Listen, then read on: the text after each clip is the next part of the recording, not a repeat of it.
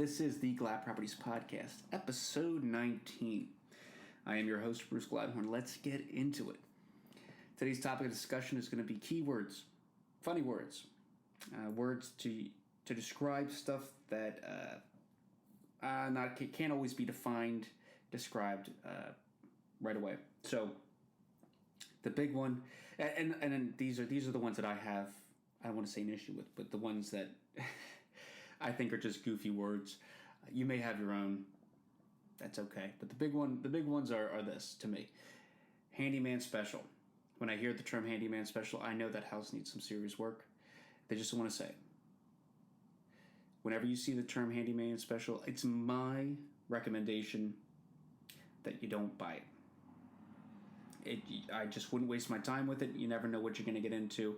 And until you can actually close on the property and get somebody in there that's going to get you quotes and start doing the work, you never really know how much work that house is going to need.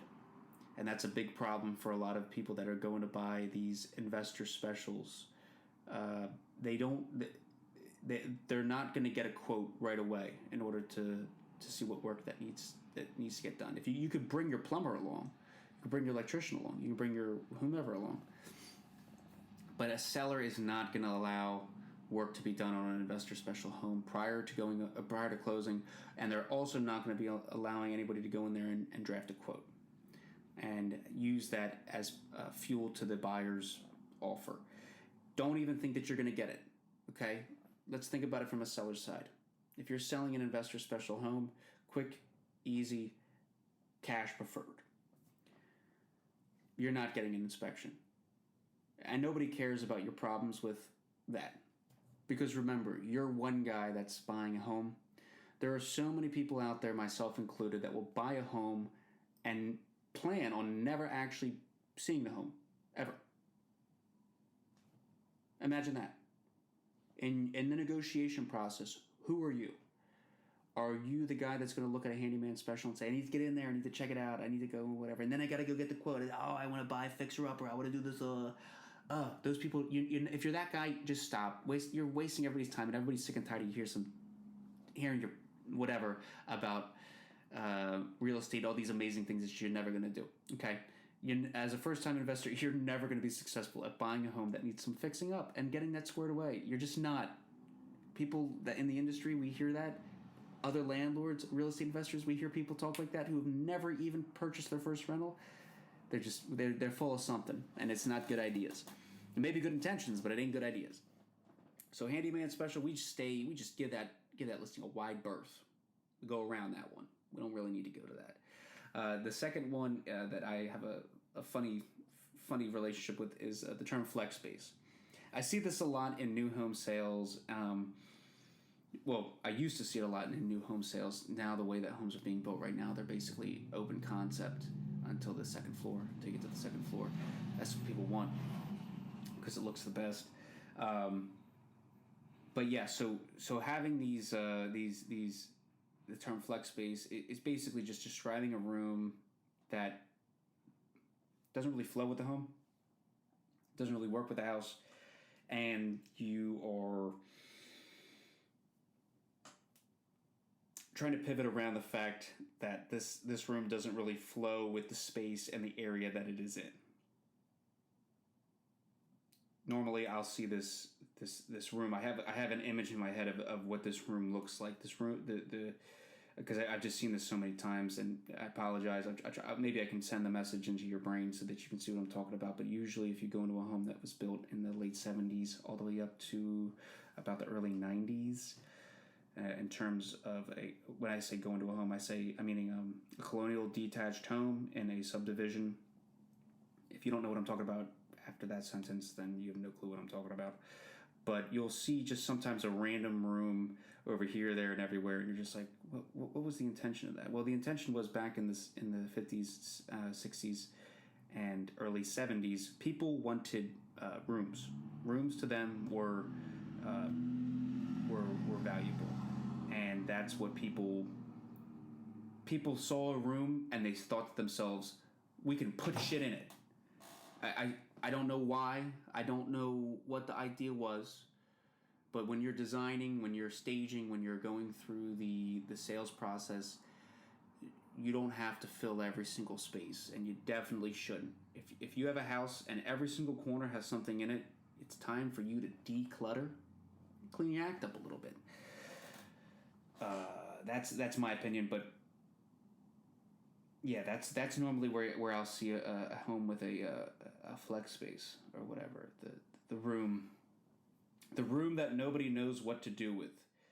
You're usually going to find these types of rooms in a colonial style home in a subdivision that has 3 bedrooms. Why? Well, the person that built the home was smart enough to think that 3 bedrooms was a good idea, so they were smart enough to put a random room, usually on the first floor, that nobody knows what to do with. That's my opinion. Moving on, the third one, the best one, the one I hear people who have no experience in real estate, no experience in real estate design, photography, anything in the real estate space. They love to use the term character. If you're listening to this, you've probably used the term character, because I have used the term character. Starting out, you're going to use it. You're not going to develop your vocabulary until you get into the business a little bit. That's with everything. So you use the term character to describe old stuff that you don't know how to describe.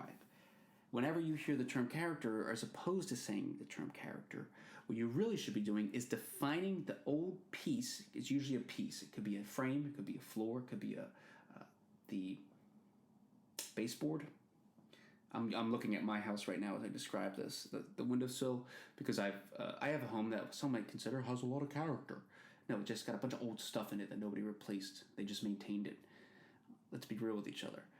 But the term character, it's used to describe what that person doesn't know how to describe. And so when you say it to a real estate person, everybody shakes their head and goes, oh, and we all know that you're basically describing old stuff, because you're not really saying if it's good or bad. So when you hear character, what you really should be looking for is the patina of the wood and the finish on the wood and the stain on the wood, the quality of the floor, the frame of the door. Is it still intact? Is it replaced? Whatever the case may be. Are there marks in the door from, it being old and used a lot? Are things bent but they still work? Character is used to describe something that could be really broken down into just something that's lasted time. So that's why, personally, I have a little bit of a pet peeve with the term character, because it really isn't that good of a descriptive word. It's just a word that's used to describe something to get you to move on and move out of the space and possibly look at something else and forget about that until you move in, because you bought it and you were sold it. That's a different topic of discussion. But if you want to understand what character means to a real estate person, I'm going to be posting something on Instagram. Go over there, check it out. Glatt Properties over there on Instagram. I was in a home built early 1900s. The floors were phenomenal. Phenomenal. They were filled with character. So I had to take a picture, because that's what I do. I'm supposed to be showing homes. Instead, I'm walking around goofing with the client, gawking at this, that, and the other thing. Of course, I'm getting all these text messages. So on that note, it's back to work for me. Back to talking to people, doing what I do. Otherwise, go ahead, give these things a listen. Share some of these with other people. If you know anybody that's looking to get into the real estate space, let me know. If refer them to me, refer me to them. I'd be more than happy to have a conversation with somebody that's looking to get into real estate. They don't know where to begin. They want to be an investor. They want to be a photographer. They want to be a designer. Whatever. Just send them to me. I'll take care of them. I'll help them out as best as I can. Because at the end of the day, when you want to get into real estate, you're basically going to have to start your own business, and it all has to be taken care of by you.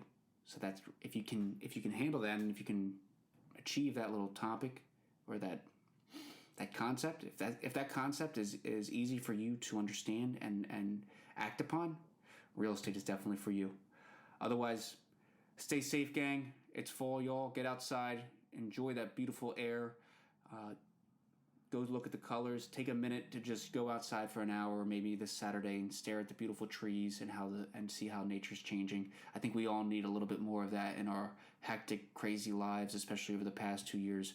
I think we could all benefit for just an hour a week sitting in the woods, admiring nature and looking at just the beautiful earth.